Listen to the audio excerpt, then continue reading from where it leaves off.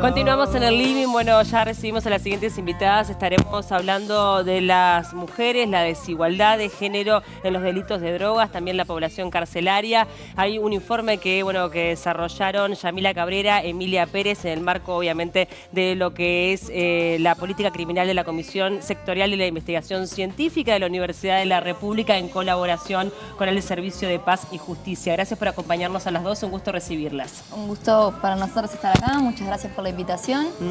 Bueno, como tú decías, somos parte del grupo de estudio en política criminal de la UDELAR y CSIC. El grupo lo lidera el doctor Diego Silva Forné. Nosotros somos investigadoras ayudantes, digamos. Y bueno, esta investigación que estudió el impacto de las leyes, la nueva agenda de derechos en la justicia penal, fue en el marco de una financiación de CSIC con la contraparte del Servicio de Paz y Justicia, SERPAJ, como muy bien lo decías. Bien, ¿qué han podido recoger de todo esto, que está vinculado sobre todo con el vínculo de las mujeres con algunos delitos del narcotráfico? Sí, y cómo también las penas se han implementado, sobre todo en este aspecto? En realidad, nuestra investigación abarca también otras áreas. Tiene que ver, como decía mi compañera, que en la legislatura del 2010 al 2015 se promulgaron varias leyes innovadoras, tanto a nivel nacional como internacional.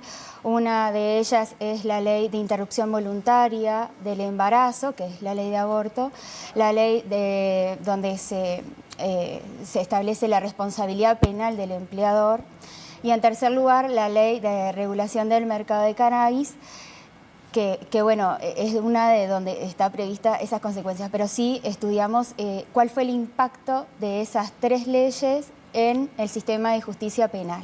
Bien. Está bueno decirlo porque lo seguimos investigando, pero bueno. Sí, exacto. Fue en un periodo de tiempo, 2017-2021. Esto que vos traías es parte de los hallazgos, como en el periodo de tiempo que estudiamos todas las sentencias penales de todo el país, desde finales del 2017 hasta el 2021. En ese estudio lo que se constató como uno de los hallazgos es que claramente una de las poblaciones a la que más repercute los delitos de drogas es a las mujeres y tiene daños específicos. Y también pudimos ver cómo la ley de urgente consideración, que fue una ley que fue en la mitad de nuestro periodo de investigación, que fue en el 2020, también tuvo un impacto mayor, por esto de que las penas. Exactamente. Y ingresaban droga a las cárceles. Exacto, se incorporó el agravante del ingreso al establecimiento carcelario y además la de venta en el hogar, el artículo 36. Sí. Y bueno, eso sí lo pudimos ver, es parte de los hallazgos. El 77% de las sentencias que en Montevideo aplicaban el agravante de ingreso a los espacios carcelarios eran con una interviniente mujer. Esto tiene múltiples explicaciones, no solo porque las desigualdades de género existen y somos parte de un sistema que así lo decide, sino que también las mujeres que deciden muchas veces ingresar o vincularse con los delitos de drogas tienen ciertas características. Hablamos de mujeres principalmente pobres, jefas de hogar, con tal vez niveles de formación incompletos. Entonces, muchas veces es una alternativa laboral también, o económica, la posibilidad de venta en el hogar, más allá de que también hay situaciones en que la asimetría de poder entre los dos géneros hacen que sean obligadas por redes de narcotráfico o que sean obligadas por tener familiares presos y por miedo a represalias. ¿Y tienen el dato de la corresponsabilidad de de la cantidad de cada uno? Es decir, de las que son obligadas y de las que buscan como forma de salida económica. No, porque el estudio en realidad se basó en el estudio de sentencias. Sí. Esto es algo importante y que también forma parte de los hallazgos. Las sentencias, desde que el nuevo Código del Penal cambió, básicamente son lo producido en el pacto abreviado, como capaz ya habrán escuchado nombrar, el pacto que se establece entre la defensa y la fiscalía y que después un juez o una jueza lo homologa, digamos, de alguna manera. Entonces, lo que nosotros vemos es justamente que en las sentencias que nos tocó analizar no está toda esa información. Claro. Y ese también es un dato muy importante de la investigación. que si bien se resuelve el conflicto penal, lo cierto es que en la sentencia, tal como nosotros la recibimos para investigar, no tienen mucha información. Por ejemplo, nos costó bastante determinar cuál era el sexo de la persona, si era primario, reincidente, cuál era la sustancia por la cual era condenada, cuál era el tipo penal, sí, porque bueno, el fallo lo dice, Claro. pero no sabemos demasiada información. ¿Y por qué pasa eso? Y bueno, el pacto abreviado pasó a ser la regla en vez de la excepción, que creo que era una como Uno de se los fue objetivos, pensado sí. inicialmente. Entonces, Una alternativa iba a ser. sí, de nuestro universo de análisis en Montevideo, porque nosotros ahora seguimos trabajando con las sentencias y el procesamiento de datos del interior. Estamos hablando que en Montevideo fichamos alrededor de 1.191 sentencias solamente de delito de drogas y en el interior hay más de 2.000 sentencias fichadas relacionadas a delitos de drogas. El 99% del universo de Montevideo corresponde a pactos abreviados. La misma vorágine del sistema hace que, por lo menos en Montevideo, esto habría que preguntárselo también a las... Al Poder Judicial. Exactamente, a las instituciones que se encargan de ello, pero las sentencias tienen muy poca información. Esto no quiere decir que no se falle con esa información. Por ejemplo, un dato que nosotros recabamos es que el dato de sustancia, de qué sustancia está vinculada con el delito, en la sentencia prácticamente aparece muy poco. Esto no quiere decir que se tome la decisión sin saber qué sustancia, sin saber qué cantidad, pero al no estar en la sentencia, que es lo que posteriormente se estudia, hace que el proceso sea poco transparente, ¿no? O por lo menos para la investigación. En el interior, por ejemplo, si bien no terminamos de procesar la información, sí ya podemos adelantar que las sentencias tienen mayor información.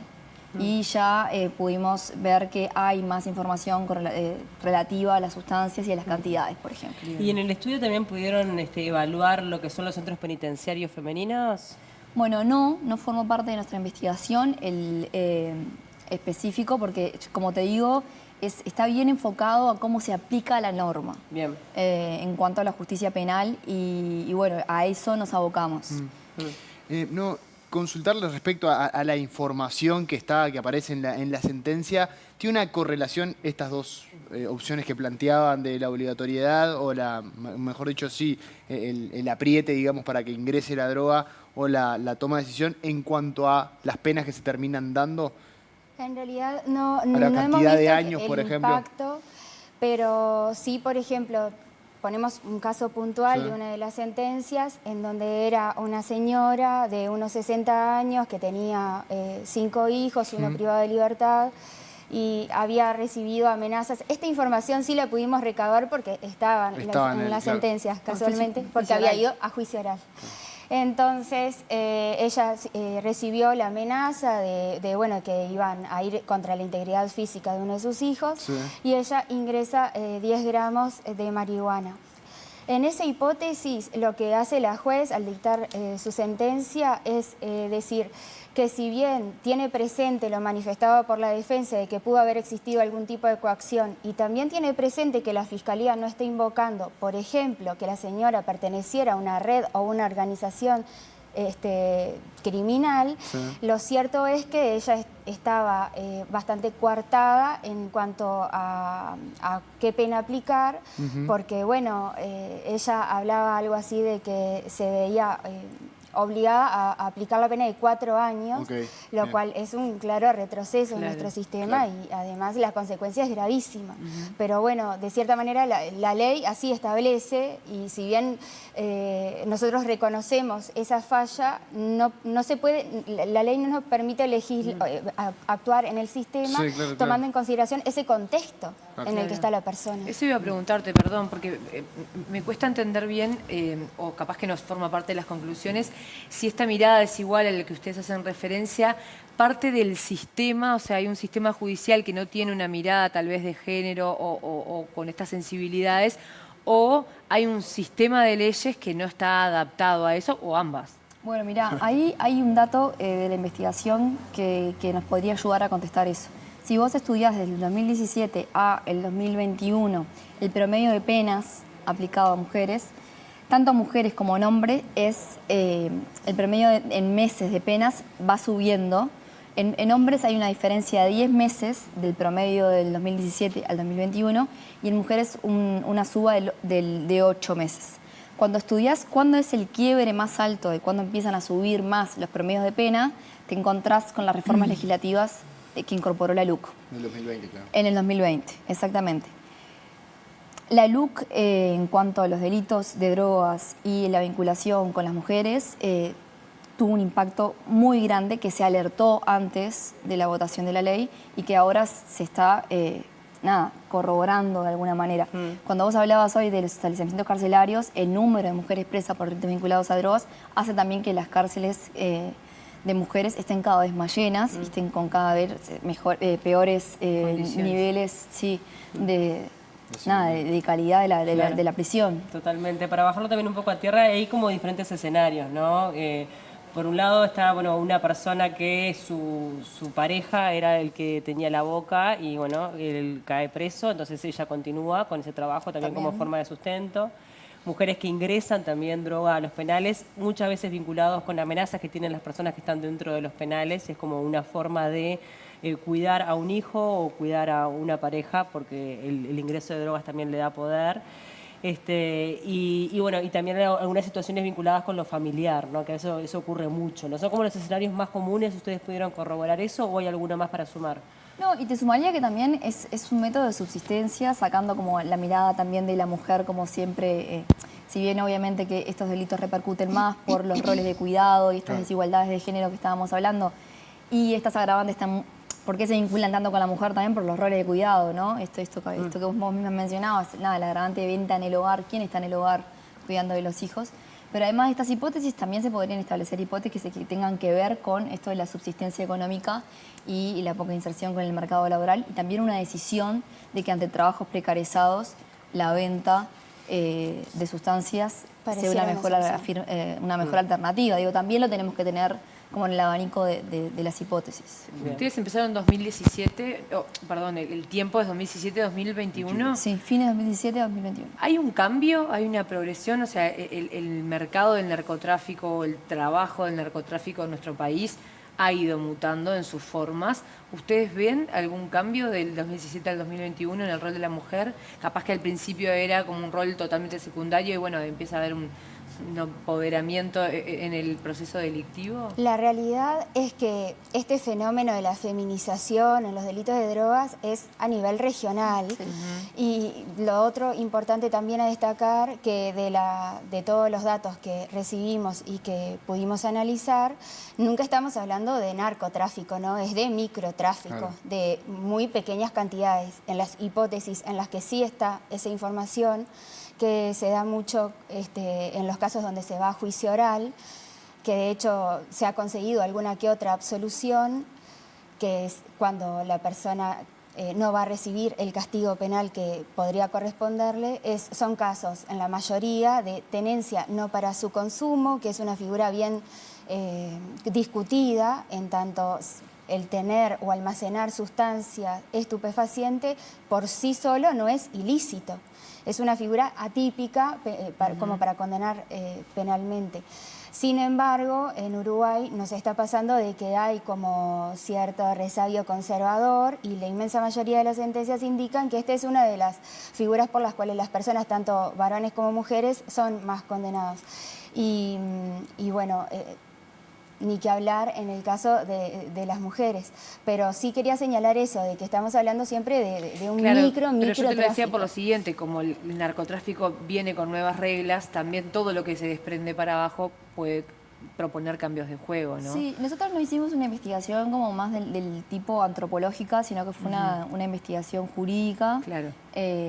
Basada en esto de la aplicación de la normativa. Es súper interesante lo que planteás porque seguramente traiga así los nuevos mercados ilícitos, nuevos roles y nuevos roles dentro de la cadena del tráfico. No lo podemos establecer específicamente en nuestra investigación porque no forma parte del objeto, pero sí es muy interesante. Y también algo que en el universo de análisis nosotros sí fichamos las sentencias de crimen organizado, por ejemplo, si bien posteriormente nos dimos cuenta que escapaban al objeto específico de poder ver el impacto de estas tres normativas dentro de la justicia penal. Lo que sí quedó por afuera, que fue también una decisión, fue fichar las sentencias que venían de los procesos infraccionales adolescentes, Eso establecimos dejarlo fuera del análisis. Y bueno, nada, como te decía, hay un montón de preguntas que quedan, que surgen, que también pueden llegar a guiar una investigación posterior, ya con un equipo también más interdisciplinario. Claro, no, eso les iba a decir, o sea, todo este trabajo, ¿en qué queda en definitiva? ¿Se han tenido posibilidad de, bueno, de poder presentarlo a autoridades dentro de lo que es el sistema judicial? O bueno, o cómo es que han podido... Aún no lo hemos terminado la investigación, pero bueno, nosotros tenemos objetivos muy altos, A ver, ¿cuáles que son? es poder impactar en las decisiones, poder contribuir en las políticas públicas que estamos viendo de que no están siendo eficaces. Sí, perdón que te corté. No, dale. Se presentaron los datos públicamente, los de Montevideo, tenemos previsto para el año que viene presentar los del interior y también, seguir con las otras dos líneas de investigación que, como les decía Yamila previamente, eran interrupción voluntaria del embarazo y responsabilidad penal del empleador. Bueno, la idea siempre también es, como investigadores, como parte de la academia, es poder establecer publicaciones, poder obviamente hacer actividades de divulgación. Sí, generar evidencia. Exacto, y que bueno, que lo mejor para nosotros es que nuestro trabajo se conozca y se pueda también generar política pública basada en la evidencia científica, que nos parece muy importante. No, es recontra importante eso que decís, porque incluso fue parte de lo que fue la discusión de la propia ley de urgente consideración, este tema en particular, y creo que una vez que se aplicó y se llevó a cabo, se votó incluso, no recuerdo si fue plebiscito o referéndum ahora, pero cuando se refrendó la ley de urgente consideración, este tema creo que generó unanimidad en todo el sistema político de que era algo a modificarse. Sí. Planteándolo en ese sentido y en esa línea, a raíz del estudio, ¿se llegó a algún tipo de conclusión de las modificaciones? Parece ser que quitar este agravante parecería ser lo primero, pero al mismo tiempo, planteando estas diferencias que hay, incluso de género, en el Poder Judicial y la normativa, ¿hay alguna acción que ustedes recomienden a un sistema político dentro del informe? ¿O el informe simplemente planteó preguntas, cuestionamientos a lo que está hoy planteado? Bueno, en base a lo que decís, hubo una modificación parlamentaria luego de que fuera evidente el impacto negativo de estas disposiciones, luego de un periodo de la LUC, ahora no recuerdo cuándo se... Fue a través de un caso sonado que también expuso búsqueda exactamente. De una mujer que bueno, está en esa situación. Es que hay bastante unanimidad en que hay que revertir esa situación. Lo cierto es que materialmente no se hace. Lo que se buscó sí en el sistema, por lo que pudimos analizar, fue soluciones más o menos imaginativas, como para que la pena sea menor. Por ejemplo, hubo un periodo en el que se aplicaba mucho un delito que no es estrictamente dentro del derecho penal de las drogas, como la asistencia al narcotráfico, que traen otra normativa de otros lados para que, bueno, los meses sean... Aplican otra figura penal para reducirle la para pena. que sea menos. Hasta que asistencia al lavado subió la pena Sí. también. Sí. Bueno, ahí obviamente que tampoco esto es nada, los aplicadores del derecho también hacen lo que pueden con la normativa que tiene, claro. y más allá de que uno desde la academia pueda reclamar mayor profesionalización de los aplicadores, obviamente que también esto es más que nada la mirada hacia el sistema político, Claro, sobre que todo votó hacia legislador. Exactamente. Totalmente. Mejoras en las políticas de drogas son necesarias desde hace mucho tiempo. Esto que decía Yamila, la feminización de la pobreza en América Latina en general trae desde hace años este problema de el vínculo de las mujeres con los delitos vinculados a drogas. No es un tema ahora, sí es un tema ahora el agravamiento de la situación con respecto a las modificaciones concretas. No, y además paralelamente, que o sea, es un tema independiente, pero que tiene que ver es la situación de nuestras cárceles, ¿no? Que gran parte de ese hacinamiento tiene experiencias como estas, mujeres o chiquilines jóvenes primarios que caen en la cárcel por muy poca droga y bueno, y que además empiezan a transitar una verdadera escuela del delito. Pero quería preguntarles, también pensaba, obviamente la ley es la ley, tiene que aplicarse para todo el mundo, pero vos hablabas de esa información en la que las sentencias traían sobre la persona. ¿Qué posibilidad hay o qué posibilidad tiene el sistema realmente de poder comprender la historia que tiene cada uno, ¿no? Comprender que esa madre, creo que el nombre era Donna Summer, se llamaba esta mujer, era una mujer que si ella quedaba presa, sus hijos quedaban literalmente solos en la calle, no había quien se hiciera Y cargo. eso también implica una institucionalización, o sea, también por Exacto, parte del Estado. Un Estado que saque todas sus baterías, pero digo, el sistema judicial, ¿qué capacidad tiene de atender el caso a caso? Bueno, la discrecionalidad del sistema judicial es es muy acotada ante el panorama de las leyes penales que tenemos en este momento en esta materia, realmente. Más allá de que, como decía cuando comentaba esta misma sentencia Yamila, de que la jueza había reconocido todo eso que estamos diciendo, nada, el margen de acción que tenía era en el marco del lugarismo de la pena que establecía el delito. Claro. Y bueno, es muy difícil cuando los tipos penales no dan lugar a cierta discrecionalidad poder aplicar de forma más específica o más justa, como vos misma lo decís. Hay ejemplos en otras normativas que sí tienen, en otras normativas a nivel internacional, que han incorporado, nada, ahora se me viene a la cabeza la legislación de Costa Rica, que tuvo el mismo problema con respecto a las mujeres y el vínculo con las drogas, que incorporó ciertas características para poder atenuar la pena cuando las mujeres eran jefas de familia, cuando las mujeres, enumeraba en ese caso el propio Código Penal para poder establecer atenuantes a la pena. También siempre me pongo del lado de la ciudadanía o la gente que esté mirando, que también de pensar, bueno, yo no ando transportando 10 gramos de marihuana, lo que es una ilegalidad es una ilegalidad y tiene que cumplir su pena. Claro que sí, está bien que se haga cumplir la ley, pero tiene que estar adaptado a estos tiempos que corren y además a la persona, ¿no? Y a la situación. Sí, y a ver cuál es, en realidad, en este caso de las drogas, el motivo, el bien jurídico que nosotros queremos proteger. Sí, sí. Que estoy segura que no vamos a querer llenar las cárceles como está sucediendo ahora de gente menores entre 18 y 23 años, pobres, que de repente no tuvieron acceso a nada y ahora están privados de su libertad por estas hipótesis que no son justamente lo que deberíamos perseguir, que es el narcotráfico. Nos distraemos con estas hipótesis. Exacto, y gastamos recursos. Sí, claro. Sí, y otra cosa que capaz que en este mismo razonamiento que vos hacías, como hablarle a la ciudadanía, es que también, nada, tenemos que pensar, como decía Yamila, qué bien jurídico estamos protegidos y el principio de proporcionalidad del derecho penal. Basta con comparar penas en el Código Penal para darse cuenta que ese principio de proporcionalidad a la normativa uruguaya estaría faltando mucho. Que tampoco se aplica a las cárceles, ¿no? Porque no podemos tener personas que tienen años de trayecto en el delito con mujeres de 20 años que llevaban 10 gramos, ¿no? O sea, ese principio de proporcionalidad no se da a ningún lado, ni adentro de las cárceles ni en la justicia. Totalmente. Bueno, agradecerles a las dos por participar y bueno, y esto continúa, como decían, ahora tienen otros desafíos para el año que viene, ¿no? Sí, nos quedan bastantes sentencias. Hoy, al día de hoy tenemos... Se mira y se ríe. Solo los datos de Montevideo, nos falta elaborar toda la información como para dar un panorama a nivel nacional, pero bueno... Va a ser el desafío del año que viene y agradecidos con que nos inviten y poder trasladar... Divulgarlo, que en definitiva es eso, trabajo. ¿no? Que es evidencia científica y cuando hablamos de estadísticas o de números, eso es irrevocable, entonces en definitiva viene por ahí. Y en tiempos donde estos temas están tan en boca de todos, ¿no? Las campañas electorales siempre traen consigo la discusión sobre seguridad, sobre drogas y bueno, también está bueno darle estos enfoques. Claro, que no sea percepciones, sino que haya un estudio serio y que deje los números claros arriba de la mesa. Que el dato mate el relato. Totalmente. Gracias por acompañarnos a las dos, un gusto recibirlos. Gracias a ustedes.